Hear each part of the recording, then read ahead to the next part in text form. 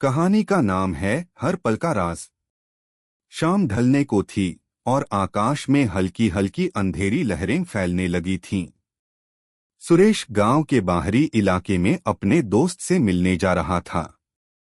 रास्ते में उसे एक सुनसान सड़क दिखी जो घने जंगल की ओर जा रही थी। सुरेश को अचानक एक अजीब सी खींचाव महसूस हुआ। ऐसा लग रहा था जैसे कोई उसे उस सड़क पर बुला रहा हो। कुछ देर के लिए वह रुका, फिर अपने कदम उसी दिशा में बढ़ा दिए। जैसे ही वह सड़क पर मुड़ा, उसे एक पुरानी हवेली दिखी जो उजाड़ थी, मगर उसमें रहस्यमय चमक थी।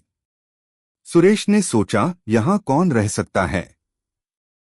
जैसे ही वह हवेली के पास पहुंचा, दरवाजा खुद ब खुद खुल गया। उसकी धड़कनें तेज हो गईं। उसने धीरे धीरे अंदर कदम रखा। हवेली के अंदर चारों ओर धूल और जाले लगे हुए थे, जैसे सालों से यहाँ कोई नहीं आया है। अचानक एक तेज हवा का झोंका आया और उसके ठीक सामने रखी एक पुरानी किताब जमीन पर गिर गई। किताब खुली और उसके पन्नों से एक हल्की सी आवाज आई, आगे बढ़ो, तुम करीब हो।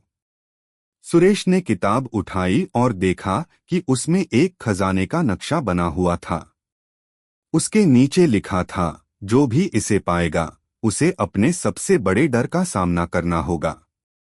सुरेश की उत्सुकता बढ़ गई, लेकिन उसके साथ ही डर भी। क्या वह इस खजाने का पीछा करे या इस हवेली से बाहर निकल जाए? उसने ठान लिया कि वह आगे बढ़ेगा। नक्शे के अनुसार उसे हवेली के तहखाने में जाना था।